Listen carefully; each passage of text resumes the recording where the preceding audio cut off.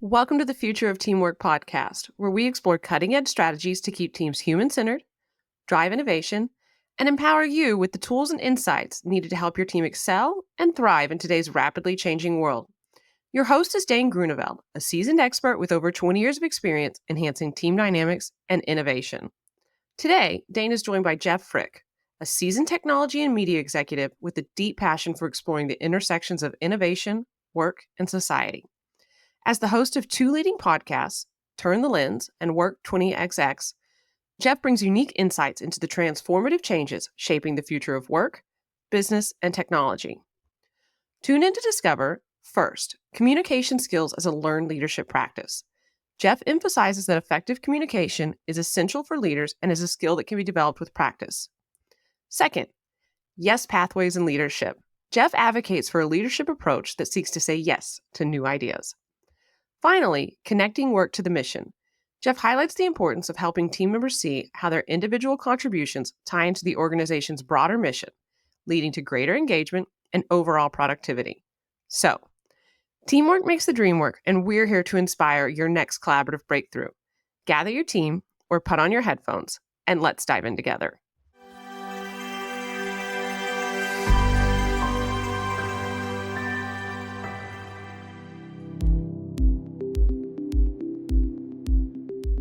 Welcome to the Future of Teamwork podcast. My name's Dane Grunewald, CEO of the Huddle 3 Group, and today I'm joined by Jeff Frick. Jeff is the founder of Menlo Creek Media, and he's running a couple of podcasts, Turn the Lens and also Work 20XX, which is actually where I have been enjoying following Jeff and have met through him some very cool guests. So thanks for all you're doing and welcome to the show, Jeff. Thank you, Dan. Thanks for having me. I'm glad you found some good guests. It's a great way to find guests, researching other people's shows and other people's guests. You find all kinds of great stuff. So much good stuff. I know when you had Dom Price on, you did the 5 Ls with Dom, and I've been using that with my teams. And then I tracked him all the way over to Vegas for their Team 24 conference. So you were the inspiration for that. Great. Glad I could help. Yeah.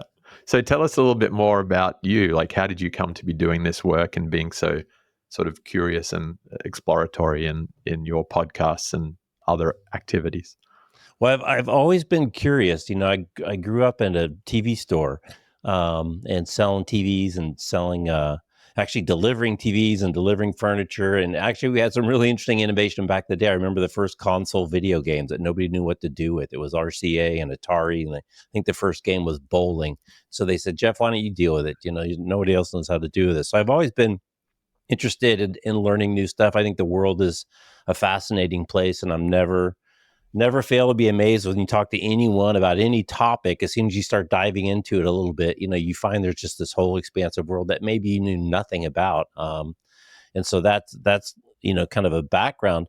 I got into this space. I was doing the Cube for about 8 years, and what we basically did is go to large tech conferences and interview tech executives live.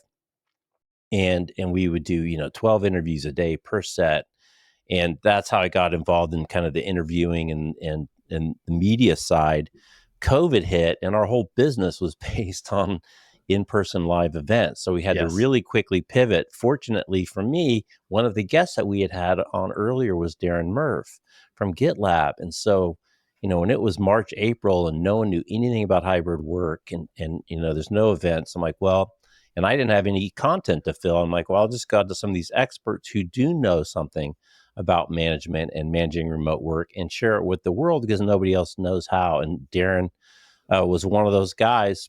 Fast forward a little bit, I ended up leaving the Cube at the end of 2020, and a friend of mine was starting kind of a thought leadership site. It was actually WebEx, called WebEx One, and they wanted a podcast, and so they sponsored Work 20XX, and that was the start of the show. And I said, God, if I can get Darren to help me out with episode 1, that'll launch me. He did, and that's kind of how I started getting into this whole future of workspace, because ultimately it's still about communications, it's still about leadership. There's still these kind of horizontal topics that reach far beyond whether people show up at work on Friday or Wednesday or Monday.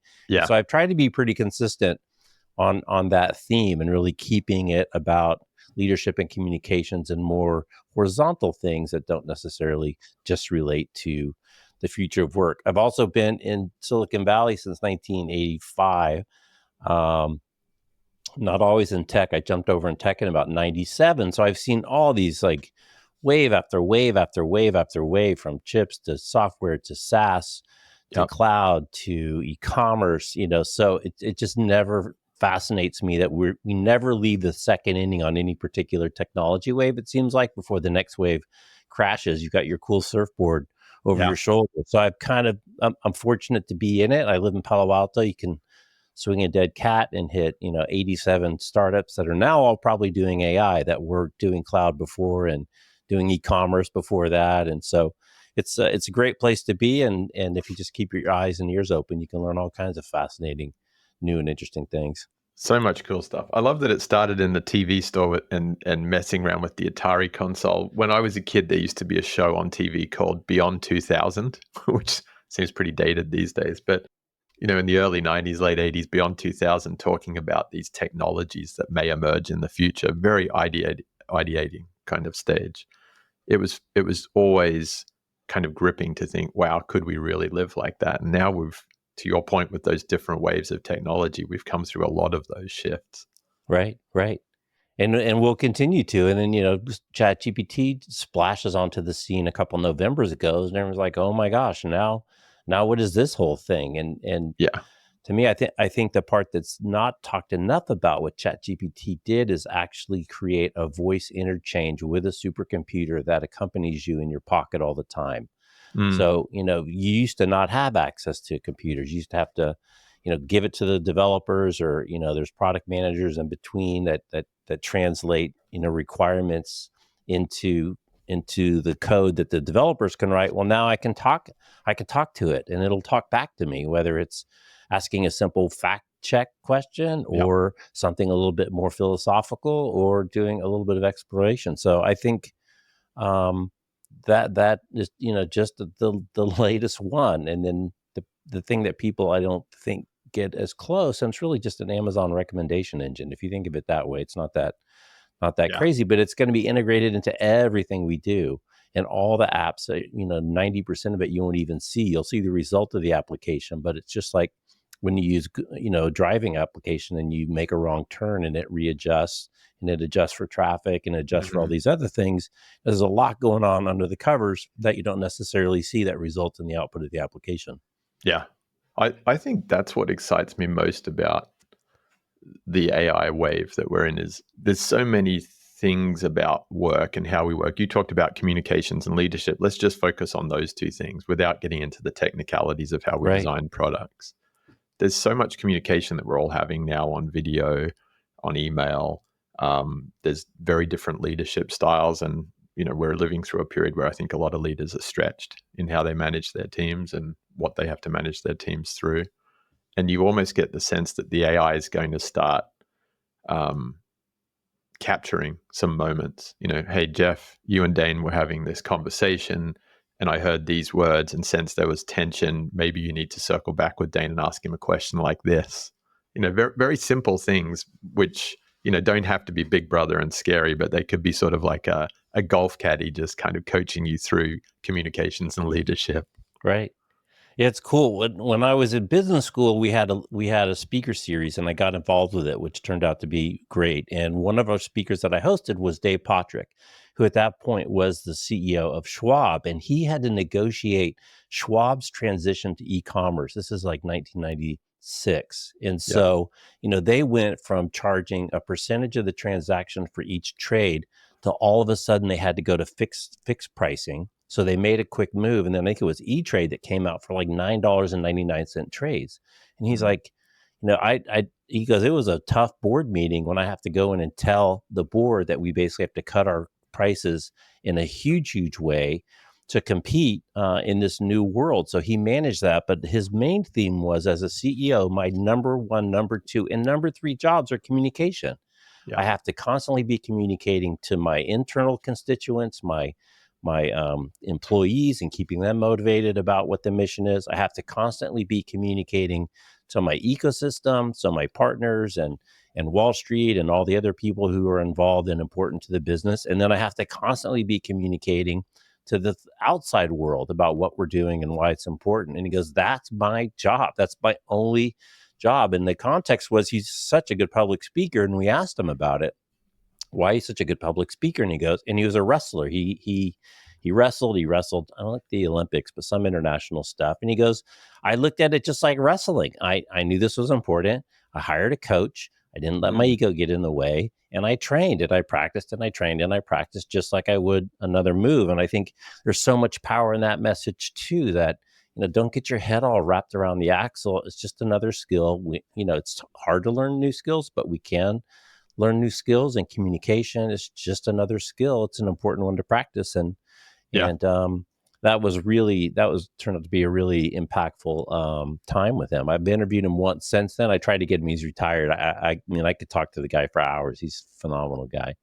Isn't it fascinating that you can make out these senior leadership roles to be so complicated and complex, but that's a great example of, regardless of the technology, regardless of the work we do, using your words, it's a horizontal practice, which is going to really unlock potential for teams, for businesses, for customer ecosystems.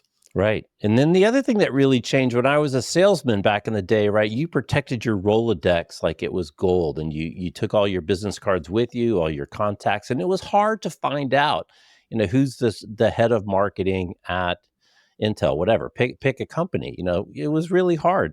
Yeah. And so I remember one of our other sales guys, a senior guy, he would just hold all the information, right? All the power was in holding information. He used to drive me crazy. Well, now information is everywhere. It's accessible all the time, and no longer is the basis of power. Now the basis of power is sharing information, helping you find a new guest, helping you find Don Price. Because you hadn't met him before. So it completely changes the game when information is cheap and free and available. And the value now comes in how do you stitch it together in a new and meaningful way? How do you bring an application of that information to someone's problem that maybe they hadn't thought of that piece? So it's a completely different world. And that's why when LinkedIn first came in, I was like, are you kidding me? I can look up the name of the head of sales for any company. Yeah. And I have their picture. I know where they live. I know if they have some other mutual friends. And so it's a very different way to think about the world when information is available and accessible all 24/7. And that was before mobile phones. That changed it on a whole nother, kind of step function. Absolutely, it did. That application of information is a really interesting one. I'd like to dive into that a little more, Jeff. When I went to see Dom Price and the Atlassian guys in Vegas back in May, actually Dom in his Modern Work manifesto had this cool slide, and it said capturing information, and then it said applying information. And what he showed is that from now versus 30 years ago, we're all now able to capture a lot more information around whatever we want to do.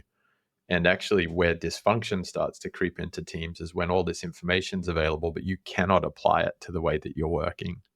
I don't know whether that's driven by frustration or if it's driven by having too many ideas and not really knowing what to prioritize and do.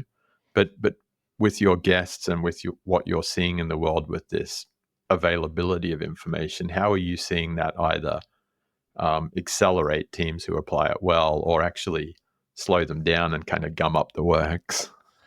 Well, I think remote work really helped push that along because, people that want to return to the office and return to kind of the classical ideation or the information flow, we all sit in a room with a whiteboard and somebody gets up top with the pen. And the people that want to return to that are generally the person that had the pen. And what we've learned in modern ideation, and it's better actually to ideate on your own and, share the information and then go take a walk. When those ideas come is in the shower. Write them down before you go to the meeting. Throw them all in a fishbowl before you start to talk about them. So, kind of break out the ideation, the creation of those things from the analysis of them and the application of them, and then let it happen. The other piece is, it's such a hyper competitive world today. Are you getting contributions from everyone on the team that has different perspectives and different points of view? And the only way to do that is for the leader to shut up and let people speak and not necessarily express their opinion and really open up open up the opportunity. And then, kind of the foundation to that is this whole idea of psychological safety and risk taking. Yeah. To me, it seems like innovation is a pretty simple formula. The more people that have more data and can stew and think about the problem, you're going to get more ideation. And Yep. ultimately it's the more that's then going to drive some portion of those are good. Now, some portion of those are going to be bad. And that's where the psychological safety comes in, is that I'm not going to get my head chewed off if I Yes. make a bad suggestion. And, agile software development changed the world in terms of don't necessarily define the solution and then go build it.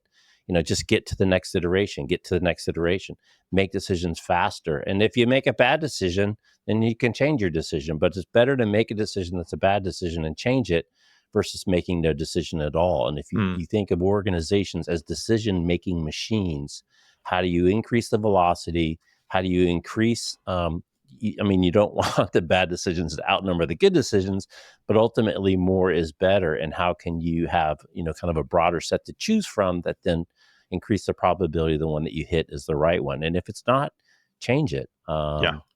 I think that's some of the things that have really, really, kind of changed. Because again, it's not the limited information. Not only one person got to see the report that's got the actual numbers of what the customers are doing. I think there's also an appreciation of kind of driving the decision making down the organization as far as you can. Brian Elliott talks a lot about team level agreements, and so as much as you can push the decision making down, because those are the people that are closer to the problem, closer to the customer. This whole kind of fall in love with the problem situation. Yeah. And I think smart leaders who listen and let that percolate up are ultimately going to get better decisions and better operating teams. Yeah. But that is a big shift. I like the way that you shared the person who had the pen is often the one that wants to return to the office. It's like, I want my power back. So there is a Right. power shift here in going out to the edges and inviting the wider organization to be a part of the decision-making machine. I was just looking, there's all these leadership philosophies. I was looking up with Dom. I asked Dom, what's your leadership philosophy? And he said, I don't embrace any of them. But if I had to, he said situational leadership. So this idea that it's dynamic. We also hear a lot of talk about service leadership, which a lot of people don't like that name. So the alternative is servant leadership, or service. And the idea there that as a boss, how can I use my power, authority, and resources to remove roadblocks from what you're trying to do? Yeah. So instead of me telling you what to do, you tell me what I could do to help you achieve what we've both agreed to, what we want you to be working on. So it's a completely different way to think about it. I had Tony on from Oyster, and his thing is sustainable leadership, in the concept of how do we keep everybody functioning and not just beat the crap out of everybody. So make it really sustainable, not necessarily from an environmental point of view, but from everybody's, just juju and energy levels, and making people feel good. There's this whole concept now of, create the conditions for people to do their best work, which is a very different thing than telling people what to do. And that gets back to, what's happening in offices, and how we manage meetings, and how we manage email, and how we manage communications. And it's a really different kind of objective, and let people do the best work of their lives. Wow, that's really what you're trying to do. And I don't know that was what people were looking for before. I think it was just, I have a task for you to do. Please do the task. So we can move on with our world. Yeah. Once upon a time, I think, the leadership team go off and do their strategy day and say, this is what the market research tells us, and this is what our capabilities. So we want to cascade this strategy down through the organization. From some of these methods and models that you're sharing here, Jeff, it sounds more like we're going to let the strategy evolve. We're going to let the execution plan evolve. And going back to GitLab, who you mentioned earlier in the episode, if you're going to do that, if you're going to be much more open source in the business around who's leading different initiatives, you really need to be very well documented. You need to kind of have that framework there for people to know how to access and play with it. And I think that's a big part of the pushback, or for the people that didn't document it, for the people that don't really know what they're trying to do. I mean, Brian will say that he talks to leaders and they're like, well, how do I know people are working if I can't see the back of their heads? And like, really? You don't have check-ins with them? You don't have agreed to objectives? You're not catching up with them? frequently to make sure they're on track or they're having issues or how can you help? Come on. I say, come on, Yeah. you can do better than that. And you have to, because the speed of business is moving so fast. You had a guest on recently, or maybe not recently, talking about the difference between disruptive innovation and incremental innovation, right? And it goes back to Innovator's Dilemma with Clayton Christensen. Customers, and that's why it's such a great book. Customers are always asking for incremental innovation on the stuff that you provide them. So logical people making sound business decisions, supporting existing customers based on the finance models will always miss discontinuous innovation because that's not what the customers are looking for. So how do you get out of that? And there's all kinds of data on the length of time that companies are in the Fortune 500, et cetera, et cetera. It's shrinking. The Yes. business is changing way faster than it used to. And today's the slowest day of technological change for the rest of our lives. So Wow. it's only going to get faster. That frames it differently for all of us, for anyone who's waiting to see what happens with AI before they jump in. Right. Now you're never going to have more time than you do now to actually play with it. Right. And if you don't play with it now, it's only going to get harder. And the thing on that thing, it intimidates so many people, but I always try to give them an entryway. So think of it as a calculator, right? We don't do square roots anymore. And it's, maybe it's not 100% accurate all the time. We don't double check square roots on our calculator, but it will get better. But you wouldn't have people do square roots anymore if they have a calculator. So how do you use the tool? Use it as a tool, ask it questions. And, there's a lot of different exercises. The exercise for me that really opened it up right at the beginning, I just said, write a bio of me, write a bio of Jeff, 300-word introduction.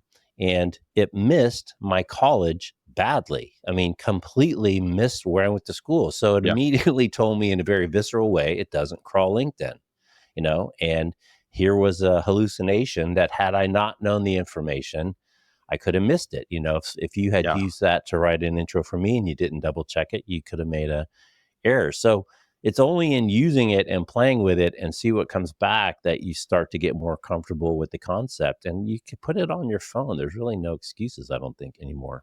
I agree. And the best analogies I've heard is bringing AI in as a personal assistant. So it's helping you do your work rather than replacing a team member, because that way it frees us all up. Going back to your earlier point on communications and leadership, we're spending less time doing the hard, heavy work, research, writing, framing. We're spending more time like editing, curating, and then communicating with others. So it seems to be the right play.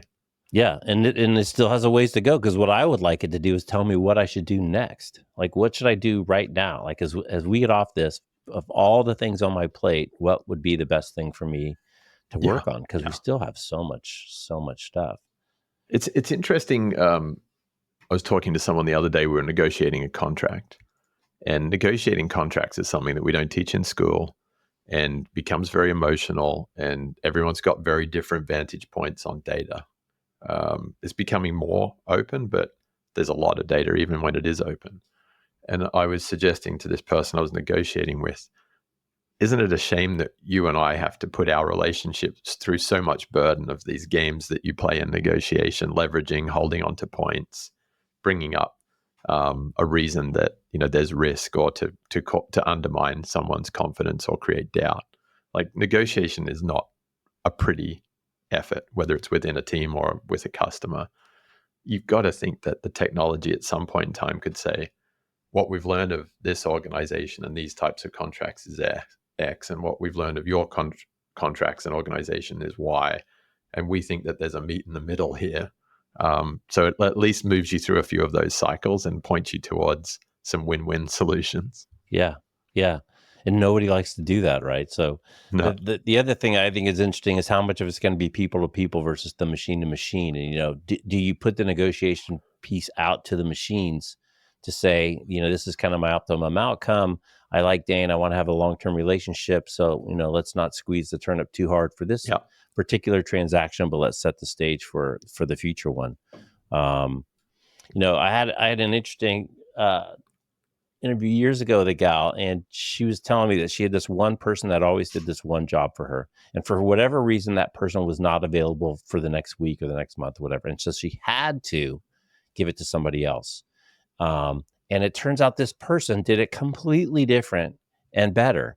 And she's like, it wasn't that I wasn't picking that other person because I didn't want to. It's just because it's human nature to find the easiest path. The other Yeah. path was known, and so that's just the way I went. And had there not been an outside condition that forced that change, she would have never considered giving it to someone else. Yeah. And so I think you kind of almost have to force yourself to change it up, to try new things, to shift things around, give people new challenges, and see what's there, because you just don't know. And unfortunately, we're all so busy that we're just looking for the shortest, easiest path so we can check the box and move on to whatever the Yeah. whatever the next priority is. And that doesn't help you get to really innovative change. It doesn't.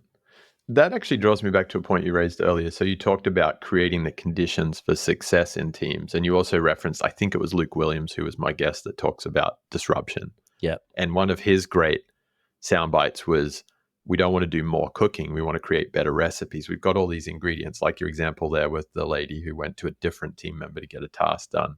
Let's try and invite our team members to come in and break and rebuild things that we already do. Are you seeing anything out there, any examples of good practices or companies that are really adopting a more disruptive kind of step change approach to innovating in their products and their ways of working? So Amazon is big in the news right now because they just had their 5-day return to office call. So, but I've had the good fortune of being involved with a lot of Andy Jassy interviews, and he's an interesting guy. And I think the Amazon leadership philosophies are very, very powerful. One of them is try to find a way to say yes. As a leader, come into a meeting with a predisposition to find the way to say yes. And that's a really different way to come into things, because it's so easy to say no to everything. So if you come in looking for a way to say yes, and people actually buy into that, and they've seen that behavior demonstrated over time, again, it goes back to psychological safety and them suggesting new things or different things. And you just, instead of pooping all over them, say, okay, let's see what I can do to help you make that a great idea and to move it along. I think it's a super interesting one. The other one I think that's kind of interesting, just to stick on the theme, with their leadership, is frugality as an innovation driver, which you wouldn't think of it, but it's kind of like, if you think of the creative process, I love studying creativity, and I listen to a lot of Rick Beato interviews with musicians, and it's often the limitations within the medium or within the situation then that drives the innovation that becomes something special. Something as simple as, I was just watching the Jimi Hendrix documentary. He played his guitar upside down. I mean, if you look at Jimi Hendrix, the knobs, and I'm not a guitar player, on the bottom of the head, not the top of the head. I'm like, he's playing it upside down. Yeah. Well, it turns out that's the way he liked to play, because the first guitar he got was a right-handed guitar, and he's a left-handed guitarist. So he just did it. And that defined it. And you hear that over and over, like, what was it just happened to be the amplifier that was on sale that they bought when they were starting as a kid, and they just liked that sound. So I think that's another different way to challenge people to say, okay, with really limited resources, or not all the resources you want, okay, go back to work and see what you can do, and not to bring up war and the craziness in Ukraine, but you are seeing that in Ukraine. Yeah. Now they have an army that's getting all kinds of random stuff from all kinds of random people. They're moving drone technology at just a wicked fast pace across air, sea, and land, because they have limited resources, and they're forced to be innovative because they don't have all the resources that they need. So it's another way to really challenge people to think outside the box. Given what you have, how would you do it? So I think there's a lot of ways that leaders can encourage. And again, the most important thing is, if it fails, don't bite their head off, because you haven't bitten the last couple of people's head off. So they're gonna feel confident to know that if it doesn't work, I'm not putting my job on the line by suggesting something that doesn't work. Yeah. I once had a team member who I gave a new project to, and they said, am I signing up for, my way to the door here? If this doesn't go well, am I gone? And I was like, no, this is a salvage operation. Here's this for you. If you turn it into something great, if you don't, it can't be any worse than it is right now. Right. And that just, like, his shoulders dropped. He was like, okay, I'll give it a shot. And you'll always learn something, right? On everything, you'll always learn something. So another great vocabulary word is to get away from the postmortem and get into this is Martin Mikos, who's a longtime leader. He's currently at HackerOne, but he was seminal at MySQL back in the day, and he's done a bunch of stuff along the way. But he talks about blameless retrospectives. Oh, I So like it's, that. nobody died. Thankfully, we're not doctors. You're not a doctor. When we make a mistake, it's not like we're in an operating room and we nick somebody's artery. So blameless retrospect is what can we learn so that we don't make the same mistake again, or that we can apply in a different way. And again, it's a really different attitude. And then of course the leader has to follow through in their actual behavior, because the other thing is, you said, what is happening? Who is getting promoted? Is it only the one person that had the one success, or is it the person that had, 10 projects and 3 of them were successful? Yeah. So, it's that culture and behavior is you can talk about it and you can stick things on the wall all day long, but what actually happens in meetings? What's the tone of the meetings? What's the response to bad news? Yeah. And it's so important because, bad news doesn't get to the boss very easily. So No. and they'll get blindsided because nobody wants to tell the emperor that he has no clothes. So I think it's this really different way to think about getting the most out of all the people that you have in the organization. So important, because again, it's such a hyper competitive world today. Super competitive. And I've actually got a book here behind me, Wrong Fit, Right Fit by Andre Martin, who was on my as a guest on my show. And actually we were out last night doing a fireside chat. So it's always fun to spend time with him. He talks about the importance, which you're getting at there, of harnessing the energy of people to do what they're absolutely brilliant and great at. And he's like, why don't more organizations investigate and create the conditions for someone to do what they're absolutely brilliant at, rather than here's a 40-hour job description that I pulled off ChatGPT so that I could get your job approved by the boss, and let's just come in and work out how to do whatever we've got to do. So it creates more intentionality, Right. and I like the yes pathways, but I really like the frugality, the kind of piece of, well, if we've got to achieve something, what are your superpowers? What can you bring to that effort? And do you want to sign up for it? And then doing these retrospectives, it feels like those couple of concepts alone could create a lot more ownership and innovation at any level of an organization. Right. There's a great story that Kate Scott talks about when John F. Kennedy was a president, and he asked the janitor in the White House, "What do you do here?" And the janitor said, "I'm helping put a man on the moon." And Awesome. so, tying your individual task to what the greater goal is such an important piece. And again, it goes back to the communication and what great leaders should do. There's another concept that Toby Redshaw brought up one time, which I think is so powerful, especially in the context of team. I can't help but think of a crew boat. Is he talks about discretionary effort, to what you just said. Are people just showing up and punching the clock and getting the job done because that's all you care about and you don't really care about them as people? Or are they actually pulling hard on the oars? And his point was, what's the delta in terms of the output if people are actually pulling hard? And it could be 20%, it could be 2x, 3x. So how are you, again, getting them excited so that they do pull that much harder because they've bought into the mission and how their contribution, contributes back to the whole? And I think, God, if you can get, an extra 20% of discretionary effort out of the team that you have in place, oh my goodness, what a game changer that would be. Yeah. And it may be more like 50% in some teams. Yeah. Or like I say, even 2x, 3x. I mean, if someone's really excited and then they feel confident, I've always known, I don't know if there's a great documentary about Flamin' Hot Cheetos. Yes, that's a great story. It's a great story. And the guy was so enthusiastic. He saw that thing from the CEO. He thought he had a solution. He just leaned into it. He had not success at the beginning and he didn't give up. But it's, that was a person who just was completely enthralled with this objective of bringing this thing to market. And he made it happen. And it, turned out to be a tremendous story. It is a really good story. It is a super good story. And actually, Andre Martin will quantify that discretionary effort gap. He said it was, when he did the book, it was $8.9 trillion a year here in the US of lost discretionary effort that's just going out the door every day, lost productivity. And I think it's up above 9 trillion now when you look at the current kind of year-on-year growth. So that's a huge number. I think it's bigger than the market cap of Amazon and Google and Microsoft combined. Huge number. I when I was back in the TV business, one of my dealers, and I think he only had like 80 employees, but he had this great lesson to me one day. He's like, everyone who works here at the end of the day leaves and they go home. Yep. And I just hope they come back tomorrow, right? I want them to come back. I want them to feel the ownership because they don't have to.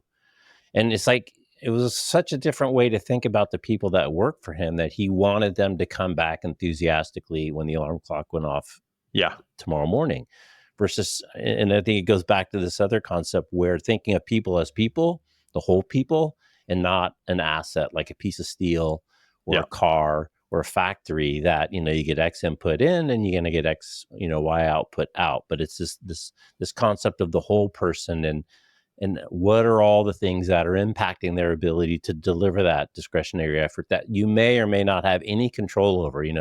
Their kid was sick this morning and they, were late to the office because they had to stay home with them or whatever. There's all these things that are happening within the whole. And I think that's another really positive place of where we're heading with some of these concepts, which is treat people like people, to bring everything that they bring to the company, and not think of them as just a simple asset, an in and out asset. A lot of jobs used to just be API functions. You took a piece of paper that had an output from one system and you keystroked it into another system, and that's not really the function anymore.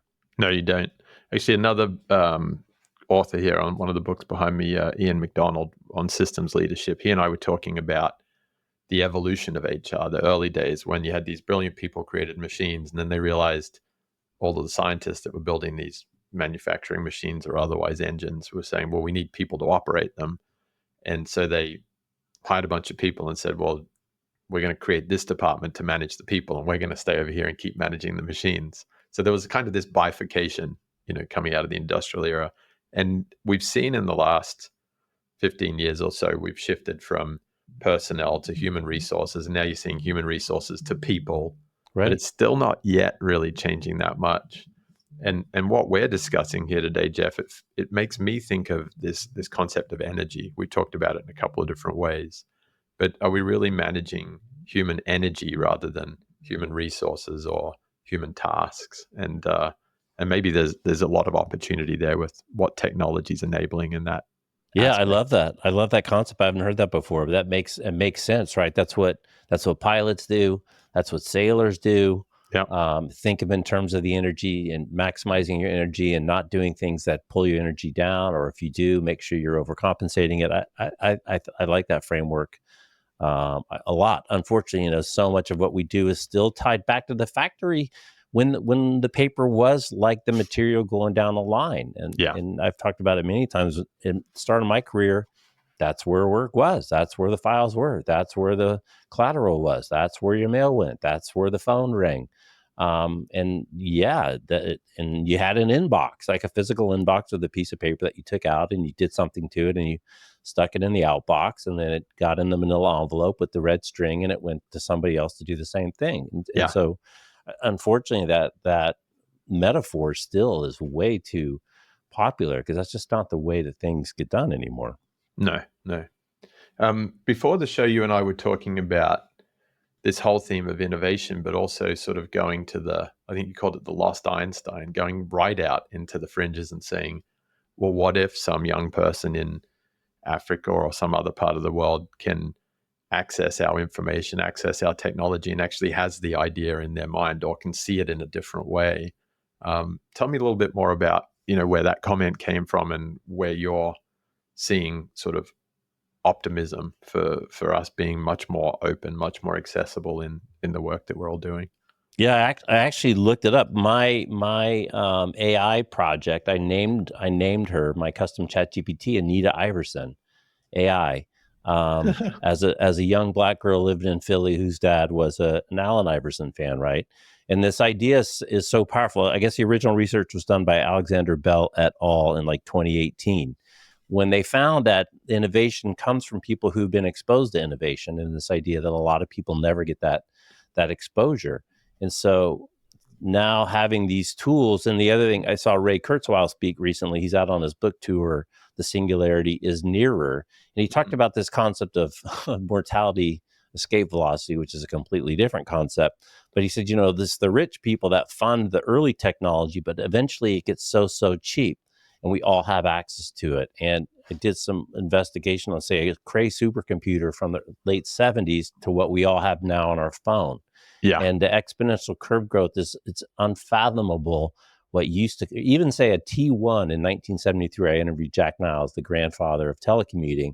Back then, a T1 in 1973 or 76 was $1,500 a month. It equates to like $8,000 a month today. And the throughput was 1.4 megs. And my friends in telco say it never hit 1.4 megs. So to compare that to 5G, I was going through so many metaphors, and finally I came to a garden hose versus 49 fire hoses for $100 a month versus $8,000 a month. And that's just the bandwidth. You do the same thing with the CPU, et cetera. So if everyone has that power, and again, it's delivered to their phone, I think we will see these people that were excluded or didn't have access, suddenly they can try these things. They can try these ideas. Soon they'll be able to write applications without having to write applications, right? Write me an app that does this, that, and the other. And as you know, in all your conversations, a lot of innovation comes from rejiggering, reorganizing, restructuring existing things in a slightly different way or around a slightly different solution. So I think, and again, God knows how fast and cheap it's going to be tomorrow and the day after tomorrow and the day after tomorrow, which is why I think, something like Moore's Law philosophically is so much more important than Moore's Law technically. And I grew up in the TV business. Our TVs kept getting cheaper and cheaper and cheaper. I mean, it's a whole different way to manage a business when stuff gets cheaper and cheaper and cheaper, not more expensive. So how do you do that? So that's kind of where that comes from. I think it's super exciting. And I think we'll see it as this opportunity is delivered via phones in people's pocket. I would like to see more leverage of that in formal education. I talked to someone actually it was Jack Niles was talking about, they looked at education in the late 70s. Their hypothesis was it's just too distributed. There's too many systems. There's too many school districts. There's too much variability in the system. And I was like, yeah, but Jack, every kid has a mobile phone. Yeah. And they're on them all the time. And there's a lot of bad things from that. But at the same time, it's a universal device that everybody has. How can we use that plus gamification and algorithms and things to actually increase education and critical thinking to a broader group of people? Because, as a joke, if somebody came from the 1850s and landed here, what would be the one thing they recognize, right? School, because it looks just the same as it looked in the 1850s. Yeah, I read a great article about that, and they said we're throwing kids into these places, we're giving them an old world format of education that doesn't really enable them or prepare them for the real world. Right. And so it's just something that's outdated that needs to be changed or stopped, or it's just there's something that has to happen there. Maybe we need to teach more teamwork between humans and technology in the school, in the classroom. Well, and you've seen that, right, in the adoption of ChatGPT. Are you using ChatGPT in this? Are you helping kids learn how to use this tool that's part of their world, or are you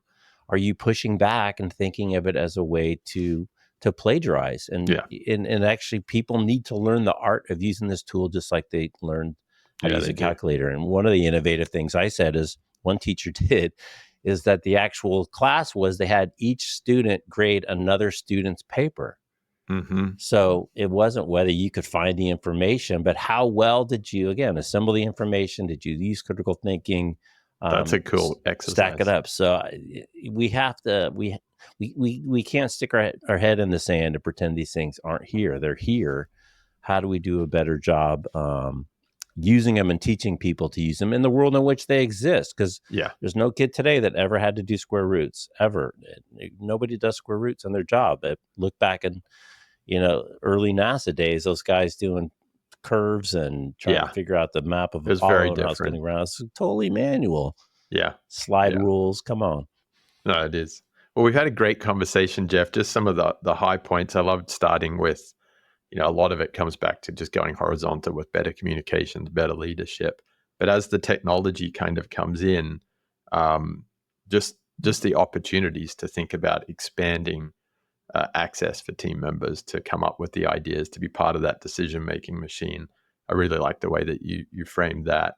I really like the yes pathways around thinking disruptively and inviting people to try something, and we'll try and say yes to it, and attach to that the frugality, like putting some constraints around it so that people aren't all going off in hundreds of directions and blowing all the resources. I think those two play really neatly.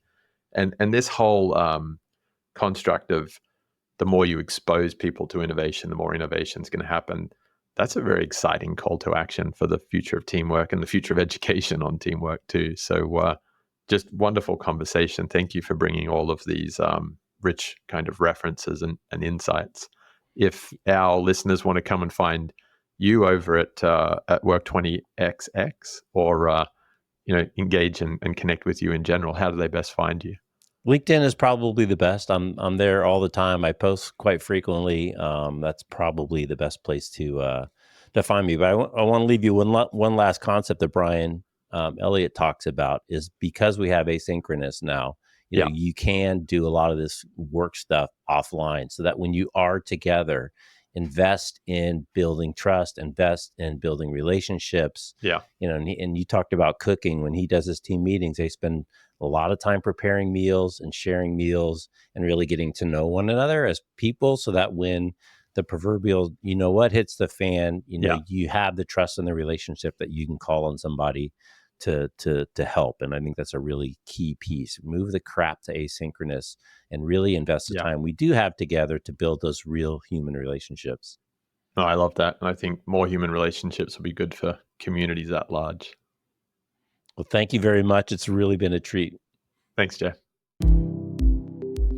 Thank you for joining us. Remember that by embracing vulnerability, trusting our intuition, and approaching challenges with compassion, we not only strengthen our teams, but also pave the way for a future where collaboration thrives. If you're hungry for more insights, strategies, and research on collaboration, head over to thefutureofteamwork.com. There, you can join our mailing list to stay updated with the latest episodes and get access to exclusive content tailored to make your team thrive.